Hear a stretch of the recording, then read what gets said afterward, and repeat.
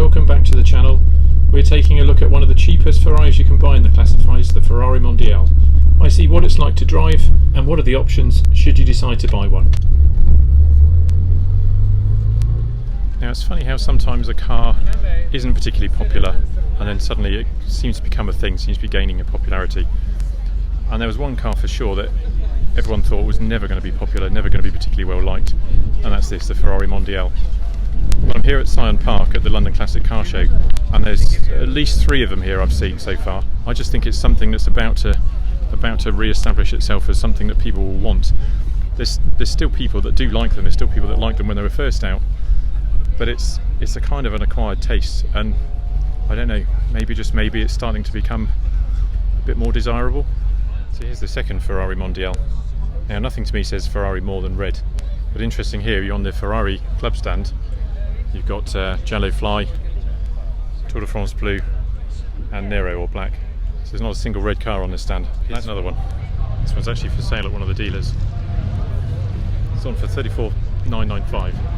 So it's probably one of the cheapest Ferraris out there, but just look at it, it's a V8, it's a manual, and there's actually 4 seats. Next, let's have a very quick history lesson. The Mondial replaced the Dino Ferrari 308 GT4 and was initially launched in 1980. But the Mondial 8, as it was first called, was replaced in 1982 by one with an uprated engine, a Quattro Valvoli engine, or 4 valves per cylinder. From the QV onwards, the Mondial was also available as a cabriolet as well as the coupe format. Then came the 3.2 with a larger engine and, as you can see, some styling changes, particularly around the nose and the rear, giving the body coloured bumpers instead of the black. And then in 1988 came the last iteration of the Mondial T. As you can see there is a slightly smaller and squarer looking air intake at the back, and the larger engine was mounted longitudinally in the car, but still with the transverse gearbox. So what's it like to drive? So first impressions, I've just got into this Ferrari Mondial T, and a number of the cars I take away for a drive, you sort of have to get used to the driving a little bit. This one, just the gearbox seems to be pretty good. The slight issue that when it's in 3rd gear, my knee is kind of in the way, but it's pretty smooth. He says wrestling with the gears. So it's dogleg 1st gear, which you think shouldn't take any getting used to, but is a bit strange.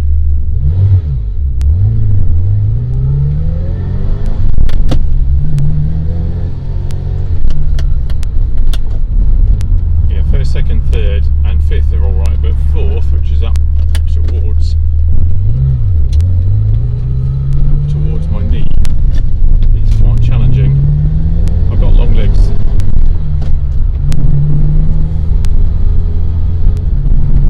So without some kind of adjustment on the steering wheel, maybe putting a spacer in behind the wheel, I think I'd struggle to be able to drive this for any distance. Pretty smooth though. I'm just kind of, the visibility is great. Unlike cars today, this has got huge areas of glass, so I'm not struggling with visibility in the slightest.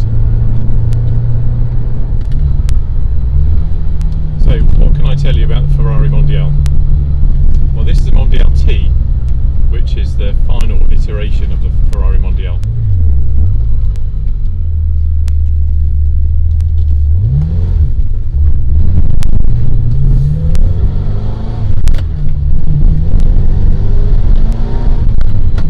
Mondial 8 was brought out in 1980 and it was a successor to the 308 GT4, so again 2+2 situation with a mid-engine.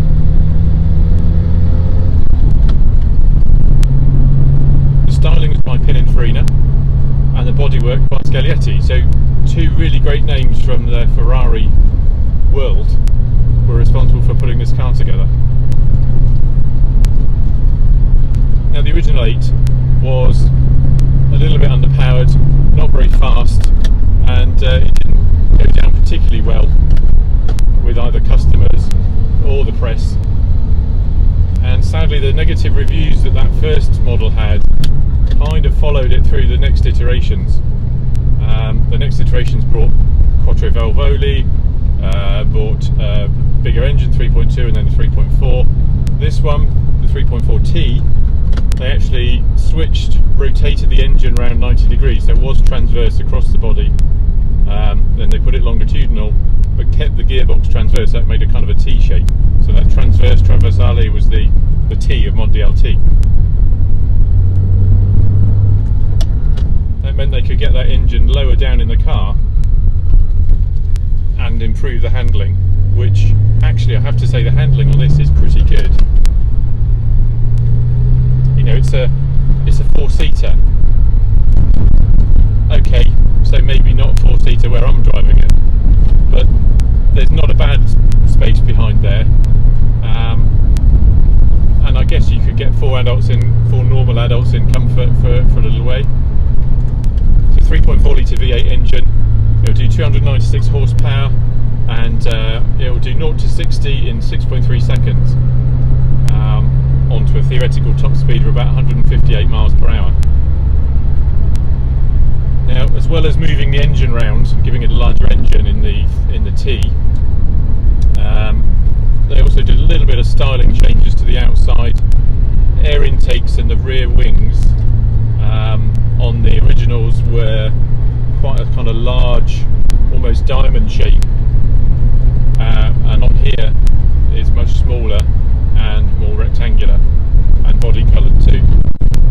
So it doesn't actually look too bad. But again, back to those negative reviews, the original Mondial really not liked, and sadly that did follow the car all the way, and even to today really. But today it's got a bit of a cult following. There's people that have always liked these cars.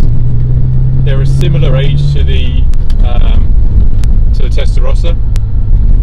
The Testarossa shares many of the components. The steering wheel, the instrument panel is the kind of same, and probably has the same sort of cruising capability, obviously with a smaller engine, different configuration. But actually I'm quite enjoying this car. This is Maranello concessionaires back in the day said that they found it really difficult to get people to try the Mondial because of those negative reviews.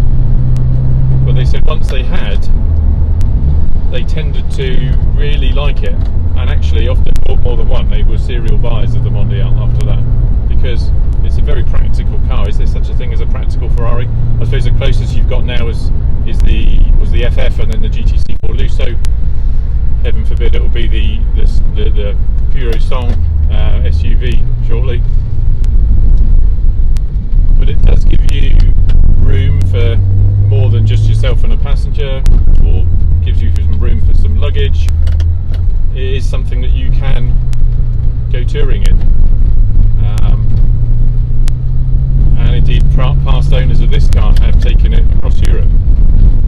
Now, there weren't many Ferrari Mondial Ts built, and in right-hand drive particularly, I think there was only about 45 that came to the UK. So quite a rare car. As we know, rarity doesn't always equal desirability, but I think that there is a bit more desirability for these now. Chris Harris has just bought one. I think his is the 3.2, and it's a cabriolet, so slightly earlier. But you know, he's thoroughly enjoying it. He bought it for next to no money, I think, for £20,000. Clearly, it's going to cost him a bit more than that to get it fettled. But you know, he's now enjoying the Mondial. So maybe there'll be a little bit more interest in them as time's gone on, because they up until recently they were kind of the entry-level Ferrari, the Ferrari that you could afford but probably didn't want to. I'm intrigued by the way that it seems to be happy to accelerate in whatever gear you put it in. So even in fifth, you can put your foot down. If you're sort of 35-40 miles an hour, put your foot down and it will just take off.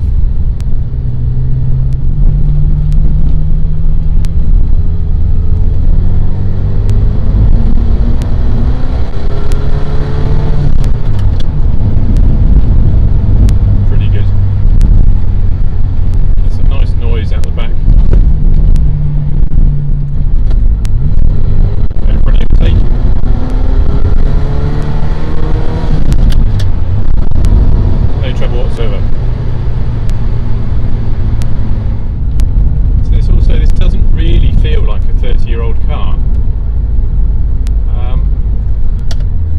I suppose it is sort of, it still has a sort of slight feel of a classic about it.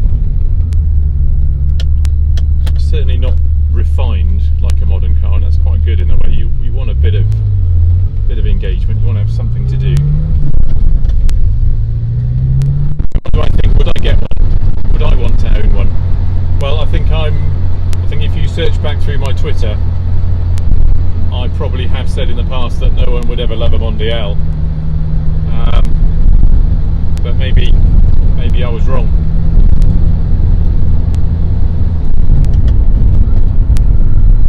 There was a time when the predecessor, the GT4, the Bertone Wedge GT4, was not really liked by anybody.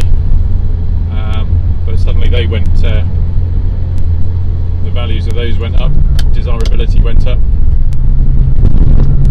and I do think the Mondial's time has come. Thank you for watching this video about me and my first drive in a Ferrari Mondial, the Ferrari that nobody likes, or nobody used to like. And if you're enjoying these videos, give it a like or a comment. Liking and commenting on a video actually triggers YouTube to put it in front of more viewers, so anything like that would be really appreciated. I'll try and respond to as many as I can, if not all of them. And please subscribe to the channel. I'll try and make a few of these videos now and again, at least once a week if I can. But otherwise, thanks for watching. See you next time.